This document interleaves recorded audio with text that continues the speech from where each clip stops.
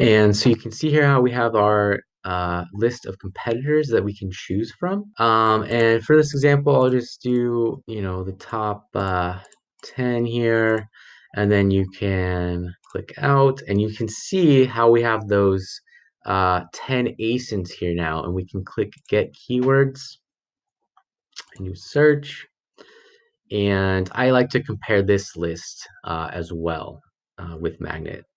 And just to make sure, I didn't miss anything or there's anything else that kind of sticks out to me during this keyword list creation process. So let's click Get Keywords here and let's see what we can get. And then, once I have my list compiled, then we can actually kind of start writing a copy of this listing and start with the title and kind of start configuring that and writing that. So let's see what this comes back with. All right, awesome. And then again, you can sort by a lot of these different columns here. Search volume is always a good place to start. Let's take a look at that. There we go. And yeah, like I said, just kind of comparing this and looking through some of these here and adding any additional words to our list. Again, you can mess with the filters here as well. And also you can mess with, sorting by some of these different columns as well. I just, did search volume because that's, kind of a first go-to, but, a lot of these other ones can be insightful as well as you kind of get more advanced and look for different things, such as, competing products and the IQ score and kind of taking advantage of certain things there. All those can play a role as well.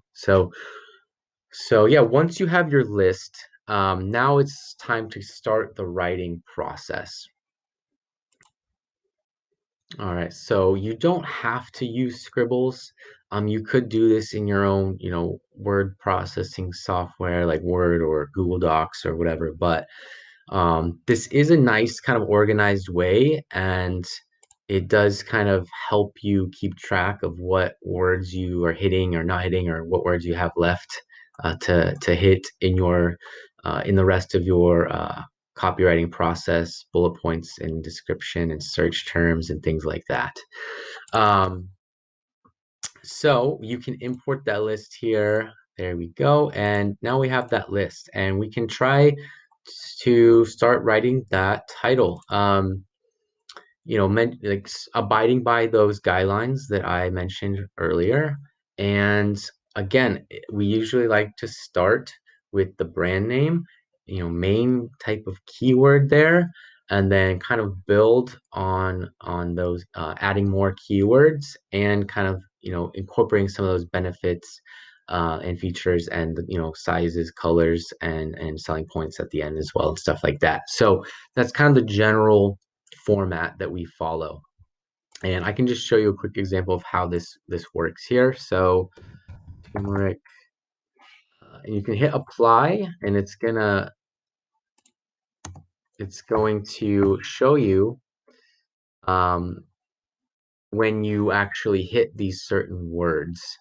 Turmeric supplement.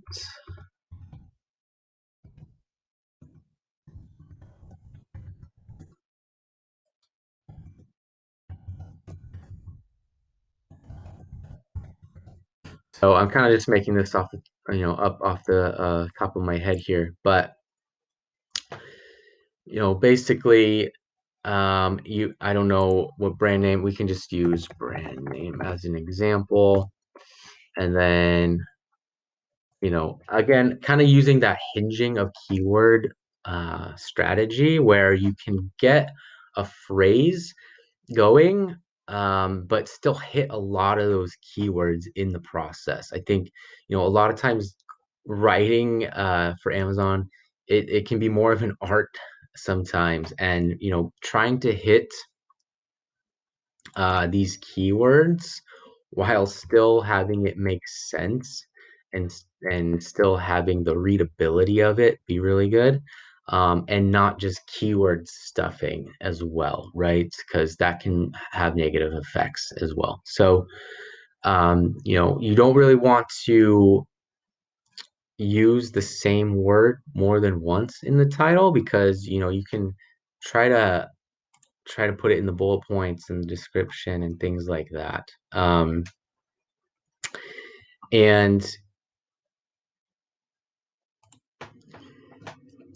yeah, so and then you could we usually like to separate different kind of phrases with commas as well. That way it's not just this huge run-on thing that doesn't make any sense when you're trying to hit like a different point or phrase, or or when you go into your your count or your flavor or your color or whatever.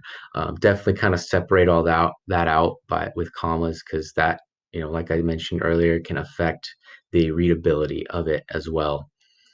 um yeah, and then once you want your most important keywords first. I will mention that as well, because there are theories that say the earlier on in the title, the more weight of the indexing and ranking and things like that. So take a look at those search volumes and that relevancy, and again, kind of that art of trying to figure out how you want to write this, but do it in a way that makes sense as far as where you're placing these keywords and the search volume associated with them, and all the while trying to make this informative and readable and make sense. So it can take a little practice, definitely, but you know um, the more you do this, the easier it will become, and the better your titles will be. Then you can start moving on to your bullet points, and then ultimately the description. And that brings me to my next point. Let's talk a little bit about the product description on Amazon listings.